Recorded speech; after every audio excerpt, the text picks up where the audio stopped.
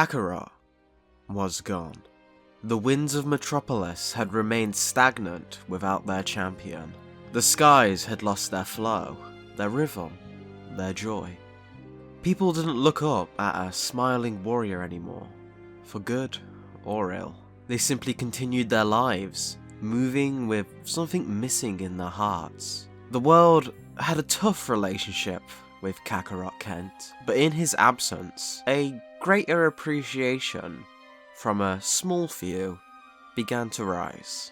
Yet, compared to the deeds of Batman, Wonder Woman, and Superman, the majority simply moved on from thinking about Kakarot Kent, focusing on those heroes, especially the campaign of Superman. Lois Lane, however, was not so accepting of Luthor's popularity. Chief, I spent a week on the docks with rats and fritzed hair, exposing the biggest gathering of supervillains to hit this town in 10 years. And what makes the front page? Some scrummy, granola-crunching fluff piece on Luthor winning a debate. Again! Supervillain team-ups aren't news anymore, Lois. It's as run down as the Giants. We've seen leagues, gangs, more times than I can count. This Luthor campaign is what the people want to know about. Not like this. Sure, team-ups from a bunch of psychos in fetish wear got all the first week they tried it, but this is organized. When I called the league to shut them down, they couldn't grab a single one. You're telling me Atomic Skull can plan how to escape the Flash on his own? You think they're making a move since he's gone? Maybe? He was always our resident spiky-haired deterrent.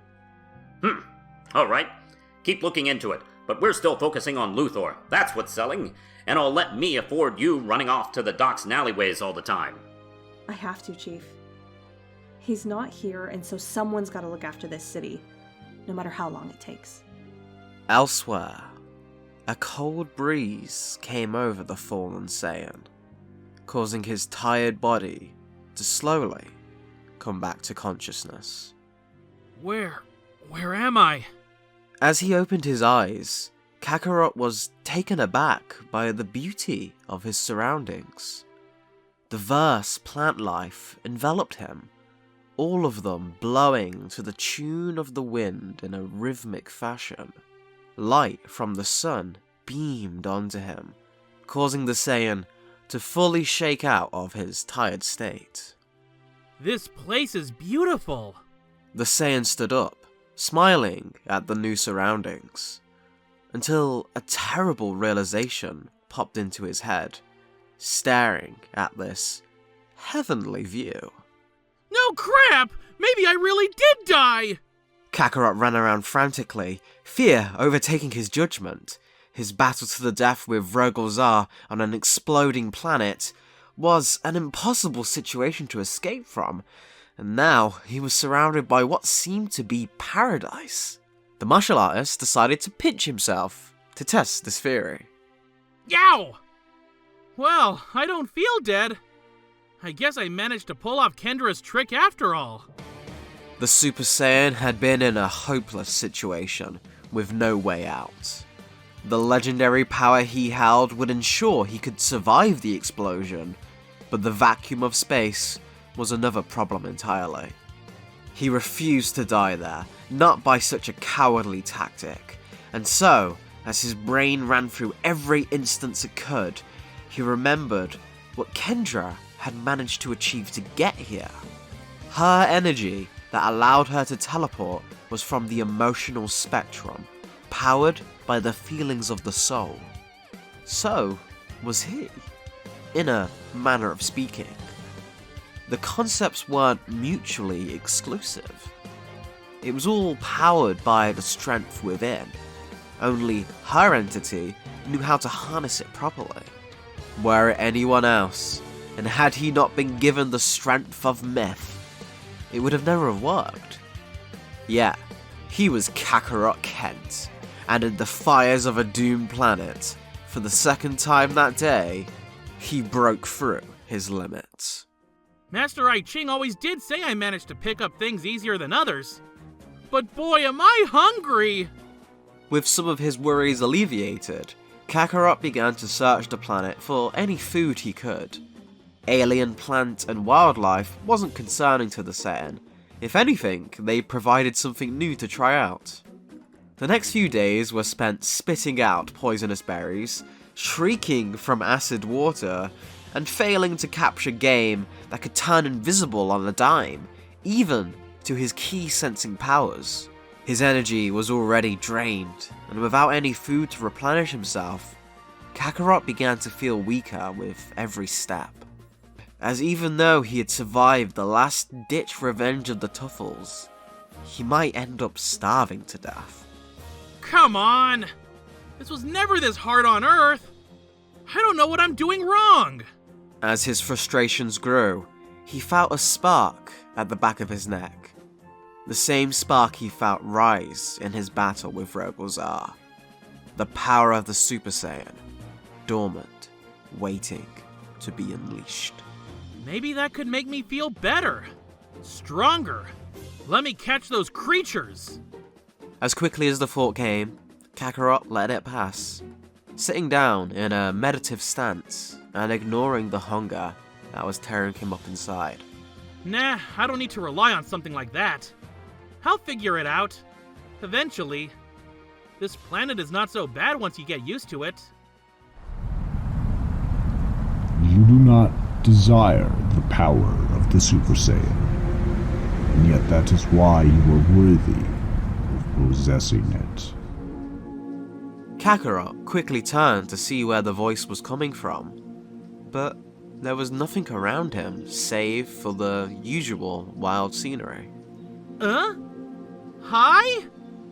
Is someone there? Yes.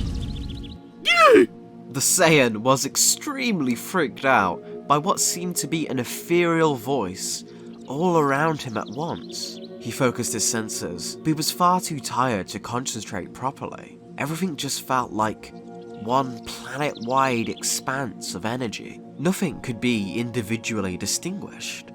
All he felt was life. You are confused by my seeming lack of presence, but I am right in front of you, young one. Uh-huh. Oh, I get it now! Kakarot, with a joy in his step, approached a large tree, before shaking one of the branches as if it were a hand. Nice to meet you. I'm Kakarot Kent. I never met a tree that could talk before. The voice laughed, shaking the ground around Kakarot, the wind circling in time to its cadence. You are not incorrect. I am the tree you see, but that is but a part of me. I am the earth, I am the wind, and I am the fire. I am the very planet you stand upon, and I am a member of the Green Lantern Corps. I am Mogo.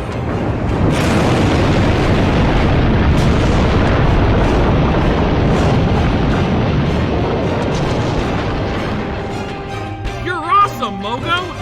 I'm really sorry for crashing here without asking. Worry not. I must apologize for the conditions I put you through. This was my way of ensuring your intentions were pure. A Saiyan has never tread upon me before, but tales of their dark deeds over the centuries have reached as far as my shores. So, you know what the deal is with this Super Saiyan thing? I believe we can find that out together. From that moment on, Mogo and Kakarot would become master and student.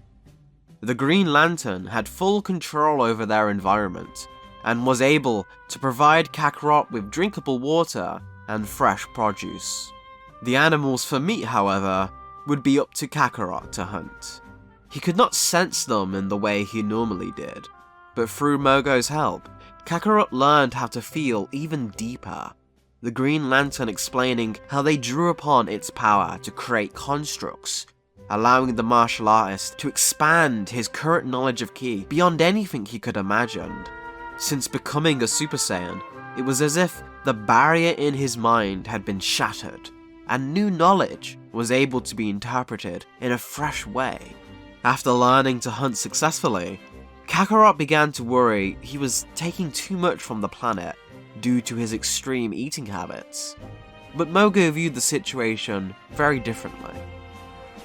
Focus your mind on the creature, resting on that leaf. The one that looks kinda like a caterpillar? Sure. It is born on the leaf. It devours the leaf.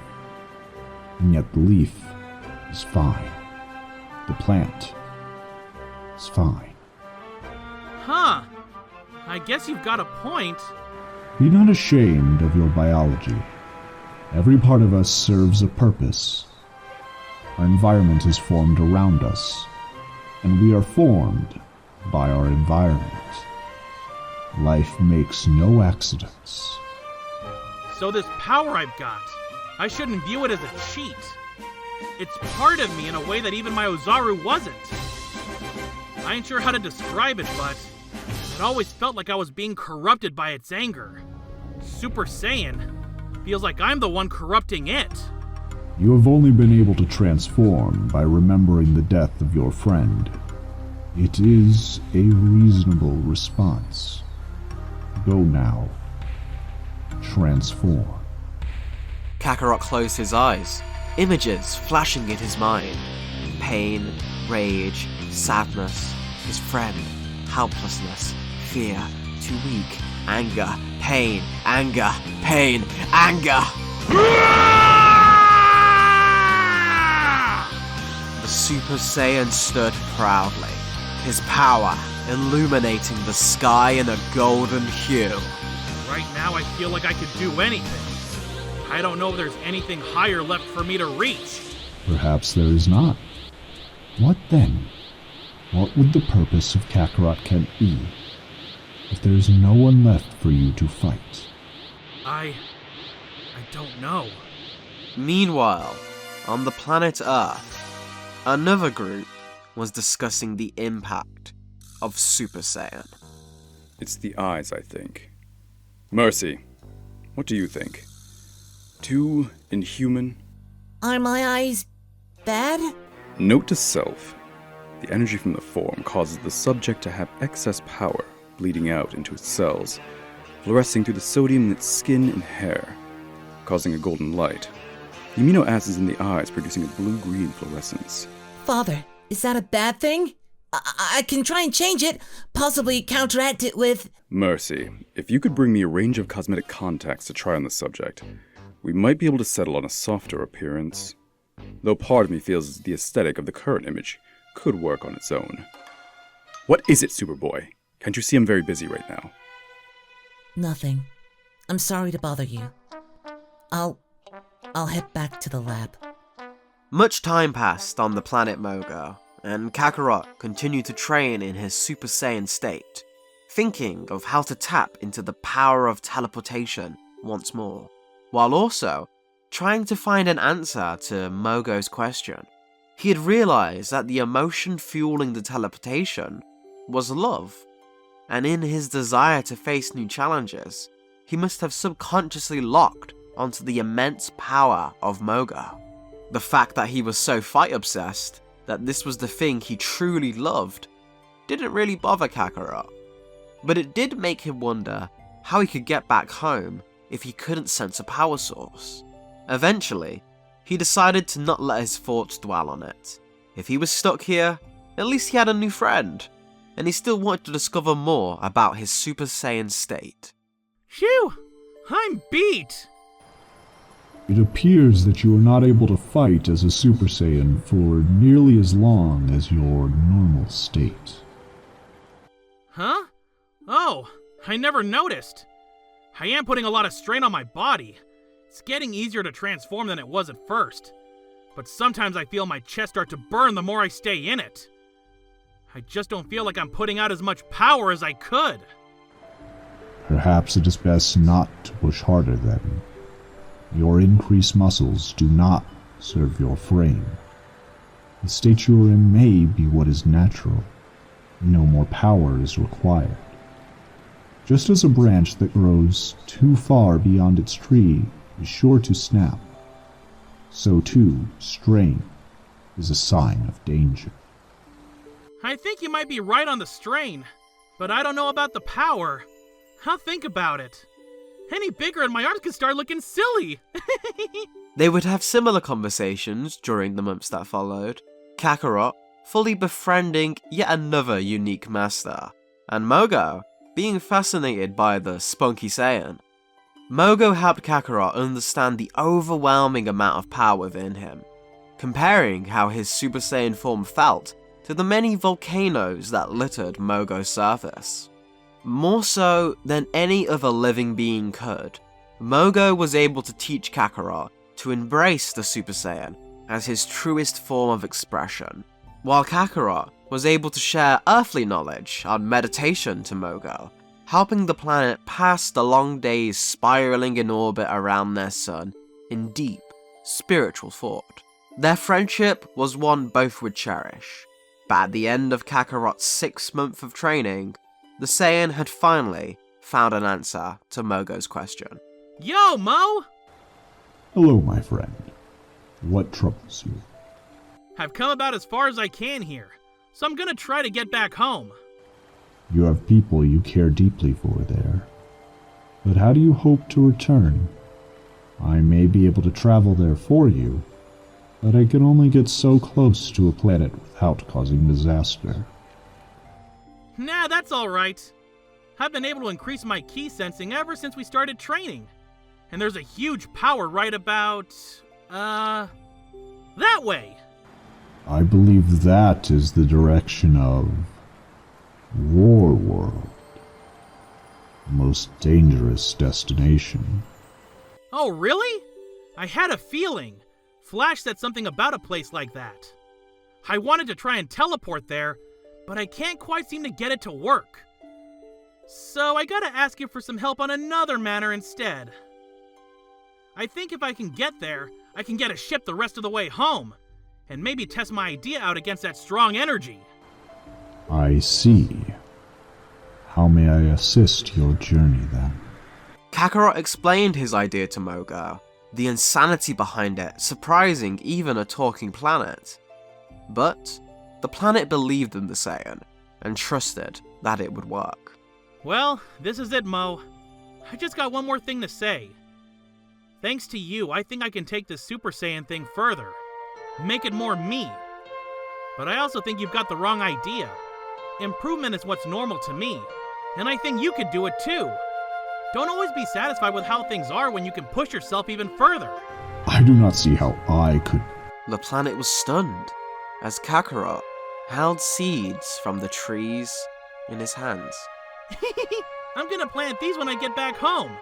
And anywhere I stop on the way, you'll be able to see the rest of the universe through these, and it might help if you get bored. There are no words with which I can express my gratitude, Kakarot Kent. You are a magnificent being. Kakarot bear hugged the ground, and then a tree, and then tried to hug a cloud. Mogo appreciated the gesture before the two prepared for the plan. Mogo had travelled light years, arriving closer to Warworld, but still magnitudes of distance away. The Green Lantern then focused its energy around Kakarot, encasing him in a construct ball. Then, with the will of an entire planet, threw the Saiyan directly towards the unsuspecting world. Kakarot was slammed against the interior of the construct as his vision was overwhelmed with the blackness of space, stars, the universe expanding out in front of him at incomprehensible speed. A couple of hours passed, and as the Saiyan was pouting in his makeshift pod, now rather bored at this point, he began to see his destination enter his field of view. Finally!